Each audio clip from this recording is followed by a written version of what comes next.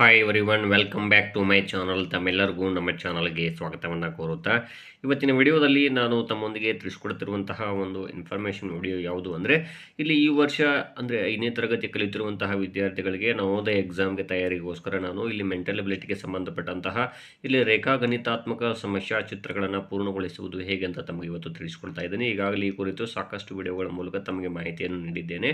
ಇಲ್ಲಿ ರೇಖಾಗಣಿತಾತ್ಮಕ ಸಮಸ್ಯಾ ಚಿತ್ರಗಳು ಅಂದರೆ ಅದು ಚೌಕ, ಆಯತ, ತ್ರಿಭುಜ ಅಥವಾ ವೃತ್ತಗಳಾಗಿರಬಹುದು.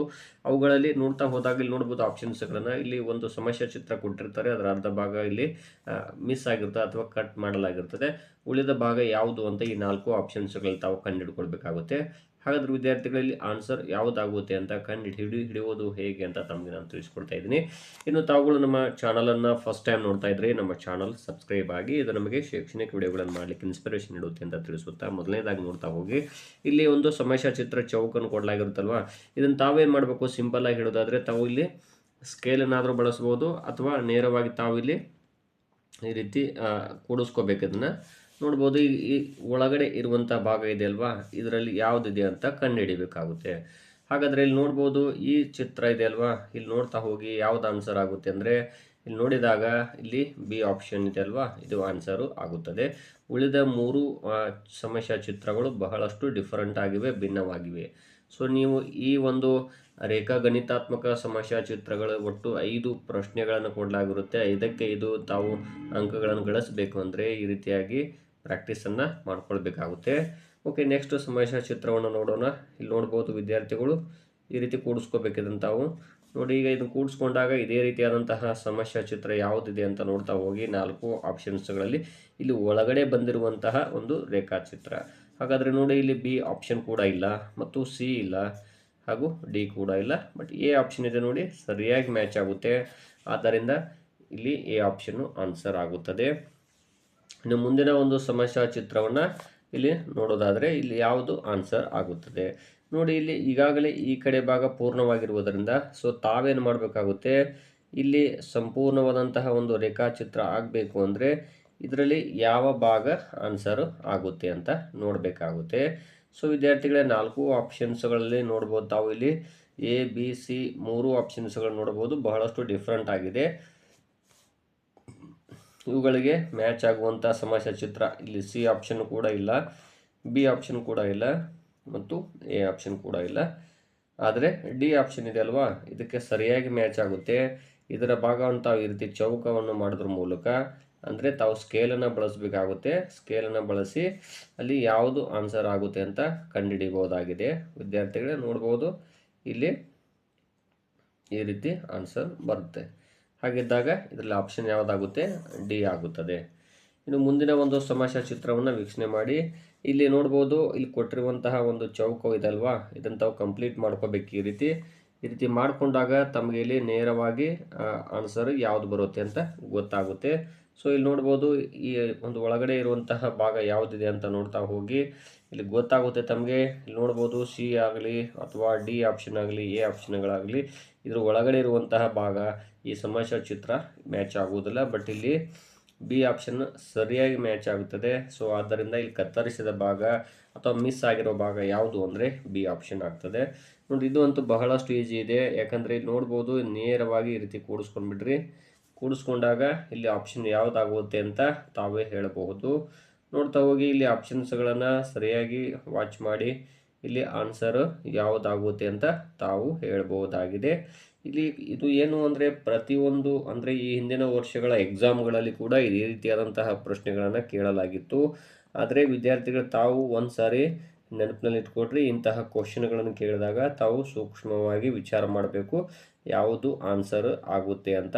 ನೋಡ್ತಾ ಹೋಗಿ ಇಲ್ಲಿ ನೋಡ್ಬೋದು, ಇಲ್ಲಿ ರೇಖೆ ಏನು ಬಂದಿದೆ ಅಲ್ವಾ, ಸರಿಯಾಗಿ ಅಬ್ಸರ್ವ್ ಮಾಡಿ. ಇಲ್ಲಿ ನೋಡ್ಬೋದು, ಇಲ್ಲಿ ಕೊಟ್ಟಿರುವಂಥದ್ದು ಈ ಸಮಸ್ಯೆ ಚಿತ್ರಕ್ಕೆ ಮ್ಯಾಚ್ ಆಗುವುದಿಲ್ಲ ಮತ್ತು ಇಲ್ಲಿ ನೋಡ್ಬೋದು ಇದು ಕೂಡ ಮ್ಯಾಚ್ ಆಗುವುದಿಲ್ಲ. ಅದೇ ರೀತಿಯಾಗಿ ಇಲ್ಲಿ ಸಿ ಆಪ್ಷನ್ನ ನೋಡ್ತಾ ಹೋಗಿ ನೋಡ್ಬೋದು, ಇದು ಕೂಡ ಇಲ್ಲಿ ಮ್ಯಾಚ್ ಆಗುವುದಿಲ್ಲ, ಬಟ್ ಡಿ ಆಪ್ಷನ್ನು ಆಗುತ್ತದೆ. ಇನ್ನು ಇಲ್ಲಿ ನೋಡ್ರಿ, ಈ ಒಂದು ಸಮಸ್ಯೆ ಚಿತ್ರ ಇದೆ ಅಲ್ವಾ, ಇದೇ ರೀತಿ ಯಾವುದಿದೆ ಅಂತ ಕಂಡುಹಿಡಿಯೋದು ಹೇಗೆ ಅಂದರೆ ಇಲ್ಲಿ ತಾವು ಮೊದಲು ಇದನ್ನು ಕೂಡಿಸ್ಕೊಳ್ಬೇಕು. ಈ ರೀತಿ ಚೌಕವನ್ನು ತಾವು ಸ್ಕೇಲನ್ನು ಬಳಸೋದು ಭಾರಿ ಬೆಸ್ಟ್ ಆಗ್ತದೆ. ನೋಡ್ಬೋದು, ಈ ರೀತಿ ಕೂಡಿಸಿದಲ್ವಾ, ಹಾಗಾದರೆ ಇಲ್ಲಿ ಯಾವುದು ಆನ್ಸರ್ ಆಗುತ್ತೆ ಅಂತ ಇಲ್ಲಿ ನೋಡ್ಬೋದು. ತಾವುಗಳು ಕೂಡ ಈ ರೀತಿ ಕೂಡಿಸ್ಕೊಂಡ್ರೆ ಇದು ಒಂದು ಮಾತ್ರ ಸಮಸ್ಯಾ ಚಿತ್ರ ಇದೆ ಅಲ್ವಾ, ಎಲ್ಲವನ್ನು ಕೂಡಿಸ್ಕೋಬೇಕಾಗುತ್ತೆ. ಯಾಕಂದರೆ ಅಲ್ಲಿ ಅರ್ಧ ಭಾಗವನ್ನು ಕೊಟ್ಟಿದ್ದಾರೆ ಇಲ್ಲಿ, ಆದ್ದರಿಂದ ನಾವು ಇಲ್ಲಿ ಕೂಡಿಸ್ಕೊಂಡು ಇಲ್ಲಿ ಸಂಪೂರ್ಣ ರೇಖಾಚಿತ್ರವನ್ನು ಕೂಡಿಸ್ಕೊಂಡಾಗ ಆನ್ಸರ್ ಯಾವುದಂತ ಗೊತ್ತಾಗ್ತದೆ.